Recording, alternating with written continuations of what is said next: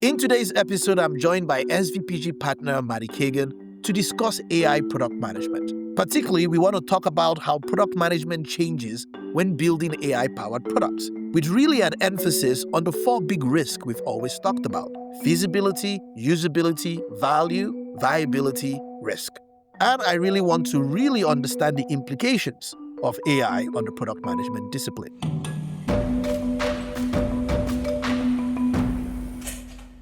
Marty, as always, welcome back to Product Therapy.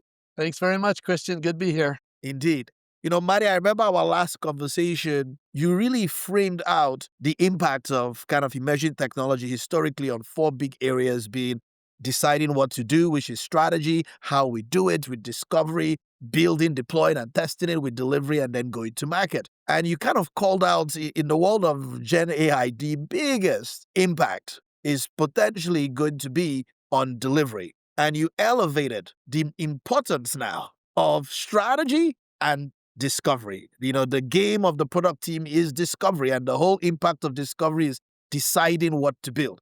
And we've always said when you do that, there's risk involved, feasibility, value, viability. So I thought it was important to bring you back to really go deeper on these areas. First of all, like we framed our conversation around AI, you've kind of said building AI-powered products makes the role of a product manager more important and more complicated.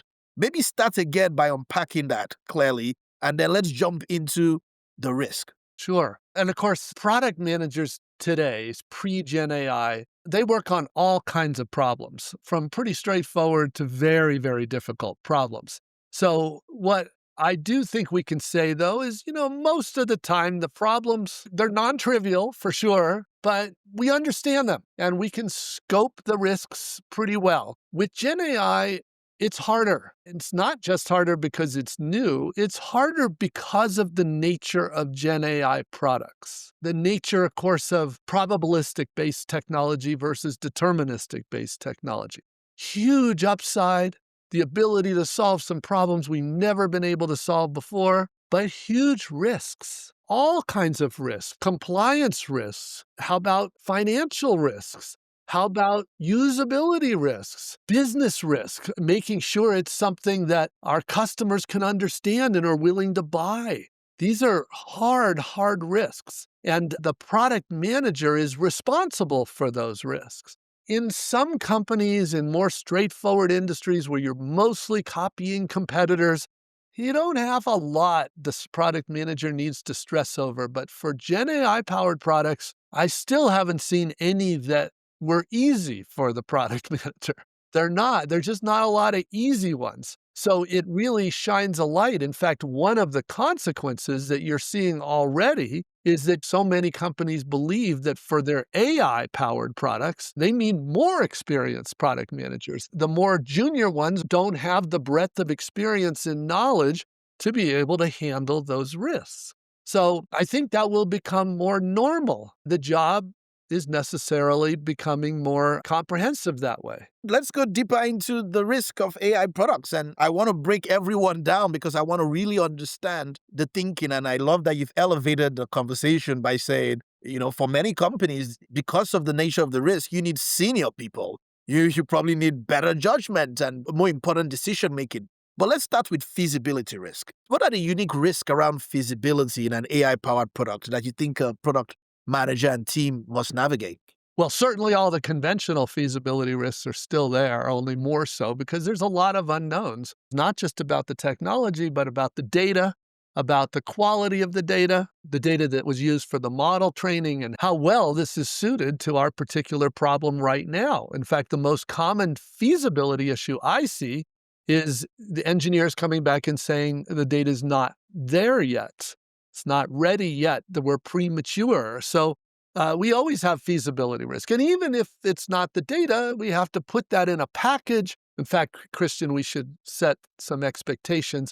We are very early in the game, right? We're just 2 years in to Gen AI, and so things are moving pretty quickly. But currently, for example, it can be pretty expensive to run an AI-powered product. It's not that expensive to build our application. It is very expensive to build the models themselves. But to build the applications are not so much, but running them is very expensive. And often, because of that, we have trade offs to make, like quality versus cost. Your engineer will not be able to make that determination him or herself. They will probably need to team up with the product manager on that. And they'll probably need to include the designer there too, because whatever compromises that are made in terms of the quality or accuracy will probably need user experiences to sort of handle that and manage the expectations for users. So it's again the same basic issue, but more so. Marty, does the probabilistic nature of AI systems, does that maybe affect the way you think about mistakes or consequences? Absolutely. And so, product has always been about risks and consequences, but now we have to look at, well, look, let's talk about this particular application. Is it okay if a product gives an answer that's not correct? And even what does it mean by correct? Maybe there's degrees of accuracy, but then there's other things that are just outside the bounds and you just can't do, is unacceptable. Of course, people are working on better ways of managing this all the time, literally all the time. I keep reading more articles about progress on that. But right now, there are a lot of technical trade-offs to be made in our products. And so that's feasibility, very much. When you're thinking about collaboration now with product and technology, particularly around feasibility, you're talking about these trade-offs and you're moving from, an engineer saying, well, my job is just performance and maintainability, but there are now lots of trade-offs baked in. Do you think the nature of collaboration now changes between the product manager and the tech lead? I don't know if the nature does, but the frequency of it, I think, does. So, for example, it used to be for so many years, we would just ask our text lead, we'd show a prototype and say, all right, is this something that causes you any grief? And sometimes we would need an estimate, but even then we would take some time, ideally do a feasibility prototype, let us know. But it was more about, can you build this? And if so, how long will it take? Now, the discussion is more nuanced. The question is, well, if you build it this way and it had these characteristics, how much would that cost? Or how long would that take? And what if we changed these parameters? What if we made it so that the accuracy bar was not as high? Now, what does that do? These were not normal discussions before because of the nature of, I think, deterministic solutions. So anyway, that's a more nuanced discussion and collaboration. We always talk about the questions you're asking engineers all the time, like, is there a better way to do this? And does anything concern you? And you're kind of throwing in now, you're kind of even thinking a little deeper of we now have choices on to what degree of accuracy or reliability or consequences or cost we may be willing to deal with to bring something to market. That's a fantastic framing there. Okay. So feasibility.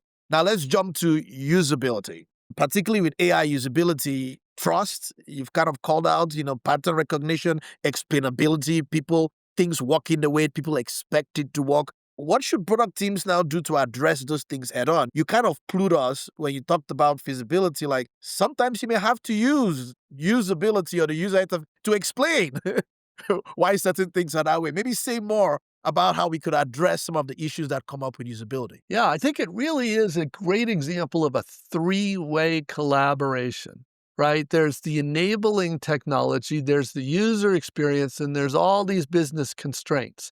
And so there are these three moving pieces we can move in all these different ways. It's not nearly as much where we ask the designer to design a usable experience. That's great. And we would just build it, basically. Maybe little compromises here and there, but essentially we would build it. Now it's much more of a three-way discussion about what we need to do. And there's some things, for example, for serious cost reasons, we may have to take the approach in one direction, which might require a very different approach to the user experience. There are very different situations, right? If you're Netflix and you're making a recommendation for the next movie you should watch, the consequences are not a very big deal. If you're Waymo and you're making a real-time decision if you're going to risk hitting a car or hitting a person, that's a pretty serious discussion. I think that's where the nature of product discovery will be a little different. It's not so much because for so long we said, look, if it's an experience decision, you defer to the designer. If it's a technical decision, you defer to the engineer. If it's a business decision, you defer to the product manager. Very straightforward. And if you still disagree, we say you run a test. Well, now these are interrelated much more. And I think that the three are going to need to discuss and debate the relative trade-offs more often. It won't be just such a, oh, just do the right thing for the user experience. The right thing for the user experience may be a non-starter for business viability or for technical feasibility. We always used to say design and technology are inherently intertwined. In this age now, you're almost elevating the importance of even the product aspects of the trade-offs that are more frequent now with viability and value, that you're almost kind of saying it's really intertwined, design and technology and the value viability aspects. Yeah, I'd say that's exactly right. The principle that they're intertwined is only more true, not less true. That's right. Now, are there some emerging design patterns for AI that you've seen that have been interesting in principles or design language systems or rules that have guided teams that you've seen that maybe stood out to you? The main thing that's standing out is it's making it a lot easier to see the companies that probably don't have designers. Uh, because you're looking at this and saying, like, this is just not Yeah. good. I think it shines a light on the importance of design. Now, it's also true that the tools that are being used, especially the tools for prototyping, are incorporating design principles. So that has the potential of helping a company that doesn't have designers to do a decent job. That's working in one direction. But what we are talking about here, does the company have a design, have an experience that reflects the realities of their product? And I think that's hard. And the design community is just like the product management community and much of the engineering community, trying to figure out where we need new patterns, where we need new approaches. So, for example, when we need explainability, sometimes we don't need explainability. It's not a big deal. Like, do you really have to ask Netflix why it recommended this movie? Not really. But you know what? If it's assisting a physician on a medication prescription, you probably do have to be able to say, if the physician says, really? Why? Or a nurse says that's outside a norm, they better have a real answer. Not a hallucinated answer, a real answer with real references. Now, of course, the potential there, we're already seeing stories where the systems recognize solutions that people hadn't recognized before. So there are real upside there, but you have to defend it. So that's an example where the experience will need to be different. Marty, who owns the trust aspect of this? The idea of do I trust the decision that this or the recommendation, or do I trust the personalization or the automation? Who owns that? Right. It used to be a simpler answer. We would say that design is really where we reflect the trust. And I would still say design plays a very big role in the trust. But remember, if accuracy, which is a trade-off coming from the product manager, for example, or cost impacts that, those are going to impact trust. Like all of these risks, I would say it's really going to have to be a collaboration between those. It's going to be a negotiation. And they might actually say, well, look, for something like this, it's non-negotiable. We just can't give them a wrong answer. That is just not okay. Somebody might get sick or whatever it might be. And at other cases, they'll say, you know what, it's fine. People probably not notice. And if they do, it's harmless. You're again elevating the importance of true collaboration and some sense of the intertwined nature of how we solve problems. Okay, let's shift to value. And I see it all over the place now, AI label on every product. Some people don't even start with a problem. They're just AI solution and they're shopping around for it. I'm trying to talk to many product managers about avoiding building products that are AI in name only. I mean, how have you been advising people on when you should have an AI product, what really the value is of having an AI label and what it means to consumers? There was a pretty big surprise to me because normally this is not something Apple would ever historically do. They wouldn't just advertise something for marketing only. They made sure their product could deliver the goods. And then they market it, of course, pretty heavily. But they were caught recently regarding AI, basically leading with marketing. Evidently, the teams that were responsible for building hadn't even seen the commercial when it came out. So they didn't even know what was being promised. And that's so unlike Apple, but it just shows the pressure that companies are under in order to have a story there. They're worried about their stock price. They're worried about their investors. They're worried about everything. And so there is this mad rush right now to have AI somewhere in the story. By my estimate, within 6 months, everybody will have AI in the story. So at that point, it's not a question of, oh, you're losing because you don't have AI in your story. Now it's back to normal, which means it all depends on whether it makes it a better product. If AI doesn't make it a better product, then you're not going to win. So it's going to be the better product. That has historically been true, and I think that will continue to be true. It's a little noisy right now because of this big rush, and people know there are some very real examples, and there are also a lot of fluff examples. So they see both of them. The real examples are what makes it a real discussion.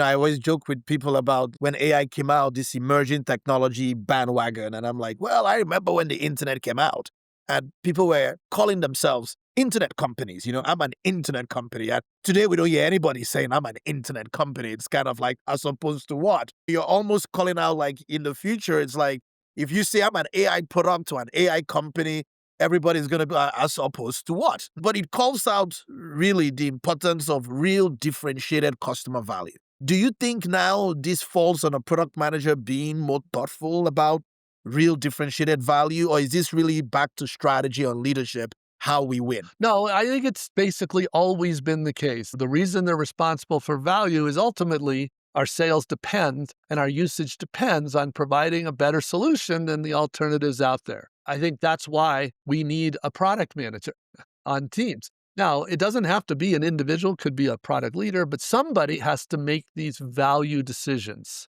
And a lot of the hardest decisions are around value. Actually, I would argue the hardest decisions are typically for AI products around both value and viability. Particularly in value is almost like, would they choose this if they had a choice among many things? We talk about would you buy it or would you use it? But in this world today, imagine if everything was AI, how really differentiated are you? How well are you solving the customer problem? Christian, it's worth pointing out too, because of Gen AI, we can expect more products released every year than ever before, more new products. So that means the value question only becomes more important because that's really it. It used to be that most categories were not that crowded. If you had a decent product, especially as a SaaS company, if you had a decent product, you'd do pretty well. Not true going forward. There are going to be so many players in each category that your main advantage is solving that problem better than others. Marty, put on your customer hat for a second. In that world of so many products, so much choice, how do customers make a decision about what really is differentiated and valuable, especially if they are uninformed about, what's possible or what is truly cool? Or because I'm really trying to think about from a customer's lens, I'm going to have more choice than ever before and more frequently evolving choice than ever before. And don't forget, though, the advantage that companies have is if it is a good solution and it's sticky, you're probably secure for a while at least until somebody has dramatically better solution. What this means for a customer is that they are going to expect, and I would argue that we're already there, they expect to be able to try your product easily. So the days of those long, 3-month trials and paying for the privilege of trialing and all that is just, that's why Salesforce.com was able to disrupt the CRM industry, is because that's how it used to be. And then Salesforce came along and say, you got 15 minutes, you can try it out at no cost. And if you don't think it's way better, don't buy it. But you'll probably think it's way better because it is way better. When Salesforce first came out, that was a very disruptive go-to-market. It really was one of those early leverages of the internet to change those dynamics. That's the norm for the most case now. Not everywhere, as you know. There's still a lot of, especially in the enterprise players that are still clinging to that old model. But, yeah, I think the answer is you make it easy for your customers to see that it really works. And of course, there's many product marketing tactics that are proven, like make it easy for your customers that love you to tell their friends how much they love you. Yeah, make it super easy to test, super easy to get started, especially because next year, maybe in months or in weeks now, something better is coming out. All right, let's go to viability, which is the last risk. And you called out value and viability are probably elevated now in our work in solving problems. I know we've talked about ethical risk, legal risk, but are there other things here that are elevated or become more important to think through? Maybe reputational risk, the risk of not being seen as innovative if you're too slow to market. I don't know. What comes to mind here? Well, all of these risks have always existed, but it is true that certain products challenge or push on certain risks more. And I think AI products really push hard on some risks. Legal has always been a risk, and especially for a probabilistic, there will be some challenges there. Ethical, again, always been, but now we have some pretty big questions. You can read about them in the paper. One of the challenges with AI products is when things go wrong, they often make the news. They can be very visible. It's not like, oh, this product has a bug and you fix the bug. This is more like, look what this product did. Look what it let this child see. Look what it did to this public company's reputation. I think reputational risk is a bigger deal, mostly because the downsides could be bigger. The ethical could be bigger.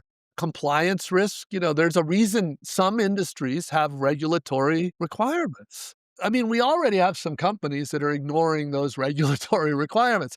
But that's sort of always been the case in that we have a legal system that generally works to correct that. Eventually, if they have any success, somebody sues them for their money and that sort of corrects it. But regulatory risk is a big one. That's compliance risk. And again, if it's just a sort of mistake and normally a company would be fined a small amount of money, it might be one thing.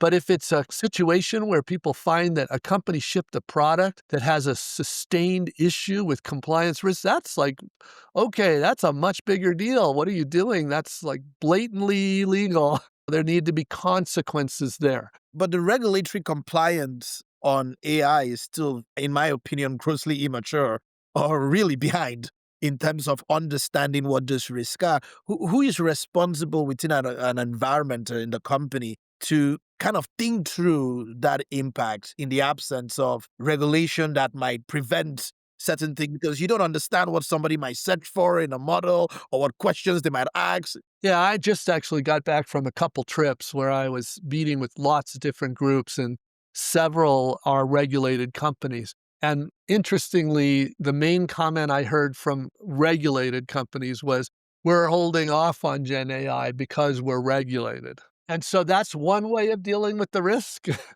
for sure. And then I was asking them, but you have some competitors that are not holding off, and have you seen what they're doing? So they're holding off because they just don't know how to protect themselves. They will be learning that. And also, the infrastructure providers will provide more guardrails so that you can do regulated solutions and take advantage of these technologies too. I don't think it's black or white, 0 or 1. We'll have a whole spectrum. That's still being worked out.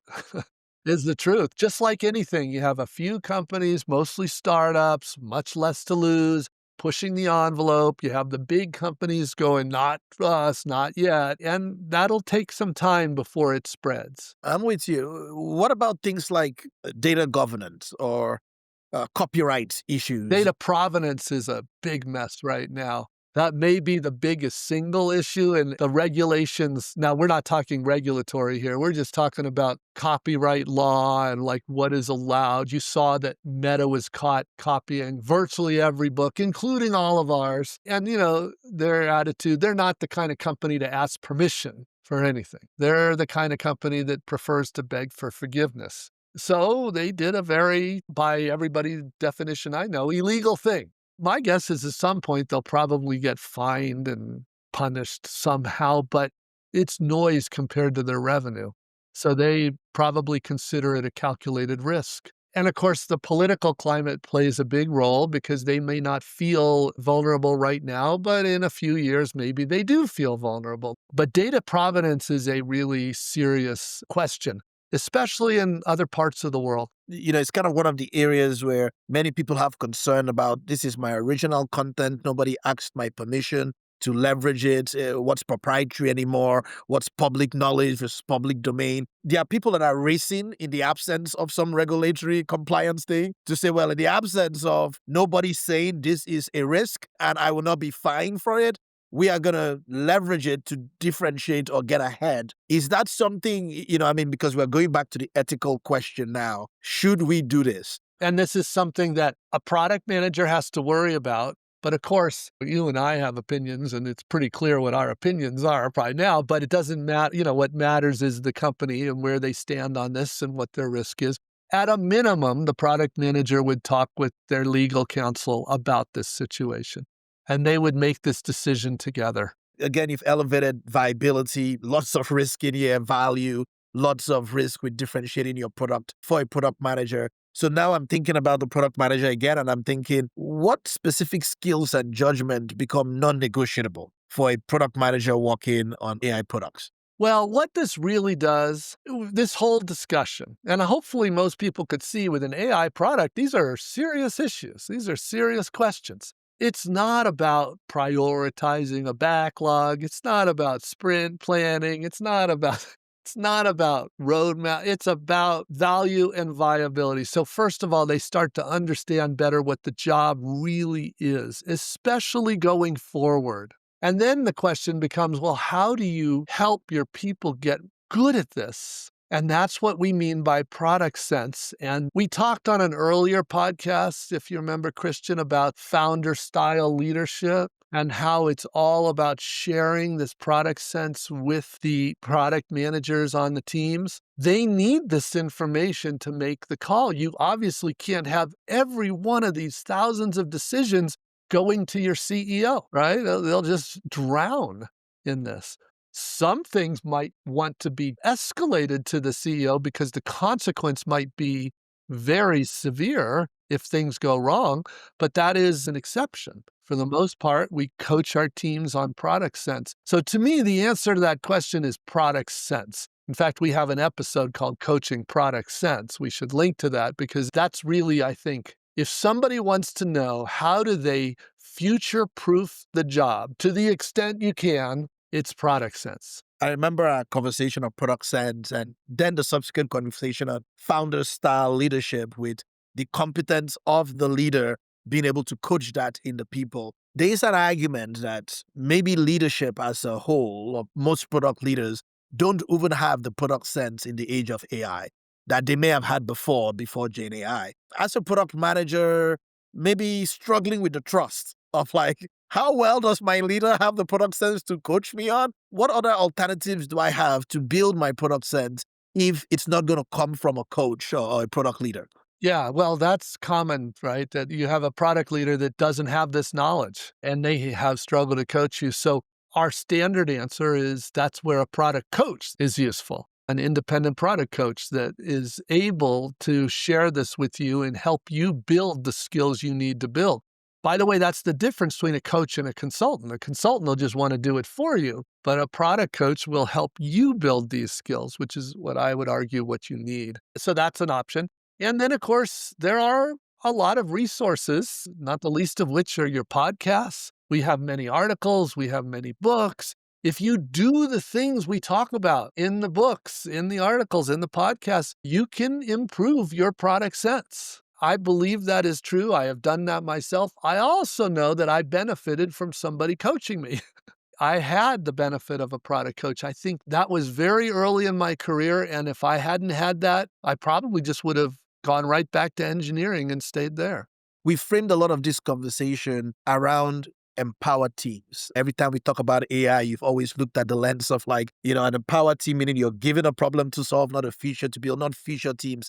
I just kind of want to end today just thinking about why it's so important to frame all these conversations around empowered teams, given you've kind of called out, if you're a feature and delivery team, you're at risk. There's a tsunami coming to hit you, but maybe I'm kind of reinforcing we still have a lot of feature teams. Is there anything you will call out again that maybe helps somebody in their thinking about what they can do if they're not changing to the product model to work differently in this age of Gen AI? If the company and the person doesn't want to change, then I don't think there's anything I can help them with. But if it's not unusual that a company doesn't want to change, but the individual feature team product manager does. And those people I talk to all the time because I'm trying to encourage them, and they know this, I'm trying to encourage them to upskill, get themselves capable of being the kind of product manager you and I have spent the last hour talking about. I mean, this is my opinion, might be wrong. That will be the future for the jobs. If you want to be a product manager, that's the future. And so I want you to have a job.